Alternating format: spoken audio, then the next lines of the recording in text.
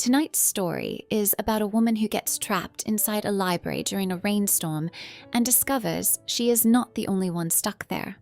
What starts as a stressful accident turns into snacks, books, beanbags, and one of the strangest first dates ever. I got locked inside a library with a stranger during a storm. My name is Hannah Miller. I'm 26, and I'm from Canada. I have to confess something that still makes me smile like an idiot whenever I pass my local library. I once got accidentally locked inside during a rainstorm, and somehow it became the best first date of my life. That day had been awful in a very boring adult way. My umbrella broke on the way to work, my shoes were wet for 8 straight hours, and I spilled coffee on a report I had stayed up late finishing.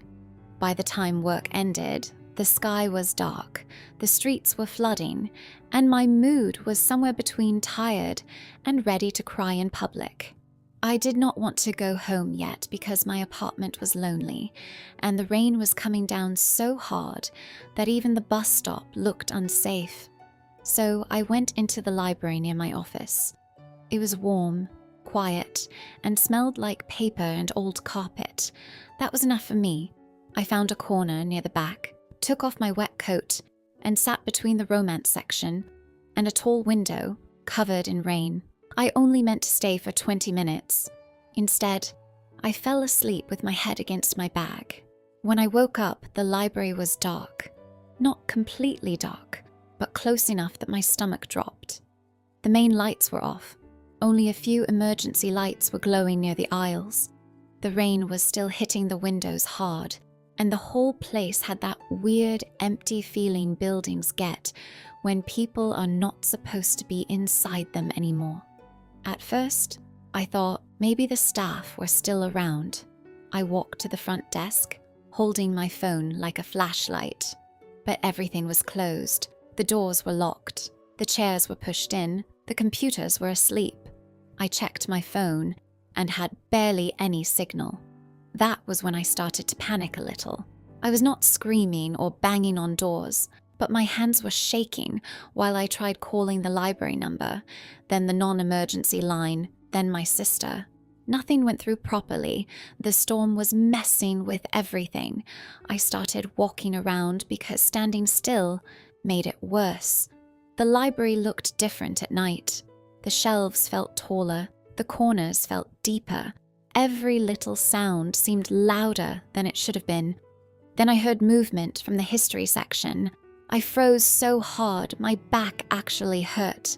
A small rustling sound came from behind one of the shelves, then a soft thump, then the sound of someone dragging something across the carpet.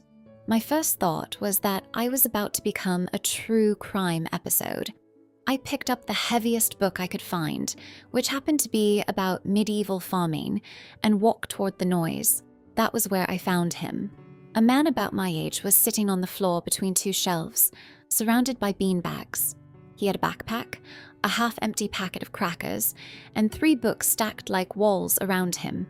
One beanbag was behind his back, another was under his legs, and a third one had been pulled close like he was building some sad little library nest.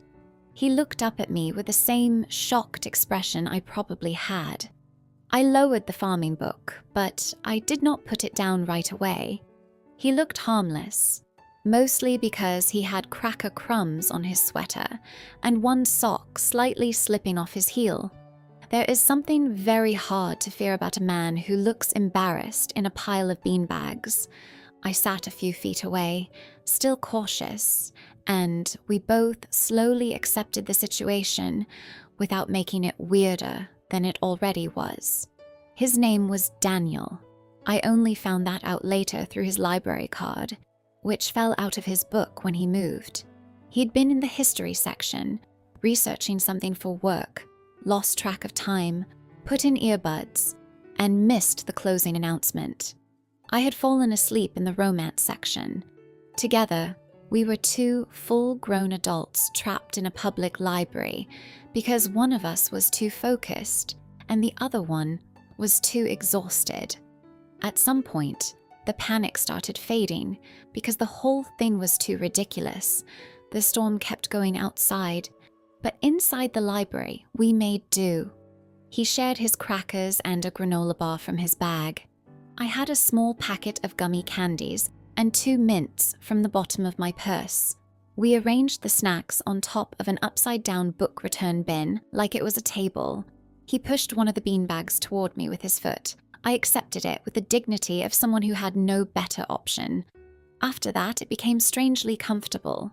We wandered the aisles with our phone flashlights, choosing books based on the weirdest covers we could find. We left little piles near the beanbags. One pile was for books that looked boring, but were probably important. One was for books with dramatic titles. One was for books we judged unfairly based on font. Since talking felt too loud in the empty building, most of the night happened through quiet gestures. A raised eyebrow at a terrible book cover, a hand over the mouth to hold back laughter, a shared look when thunder made the windows shake, him sliding the last cracker toward me pretending not to notice that he was cold, then pushing my damp coat near him anyway. The best part was when he found a children's book about a lost penguin and held it up like it was serious literature. I almost choked on a gummy candy, trying not to laugh. By around 3 a.m, we were both sitting on the floor, under the emergency light, tired and messy, surrounded by books neither of us had properly read. I was wearing one of his spare hoodie layers because my sweater was still damp. He was using my scarf as a pillow because the beanbag had betrayed his neck. It should have felt uncomfortable. It did not. When the storm finally calmed and the morning staff opened the doors, they found us half asleep in the history section with snack wrappers, book piles, and beanbags everywhere. I expected to feel embarrassed. I did, but only a little. Daniel helped put everything back. Before leaving, he picked up the children's penguin book and checked it out properly. Then, he wrote his number on the receipt and tucked it inside the cover before handing it to me. No big speech, no dramatic moment, just a tired smile, messy hair, and a library receipt I kept for way too long. That was 3 years ago. We still go back to that library when it rains. We sit near the history section, share snacks, and pretend we are not hoping the doors lock again. Thank you so much for listening to Your Neighbor's Romantic Stories, and a special thank you to today's storyteller for sharing such a sweet, funny, and heartwarming memory with us. If you enjoyed today's story, make sure to come back for more real, romantic, and unexpected moments from people just like you. Until next time, keep your heart open, because your own love story might be closer than you think.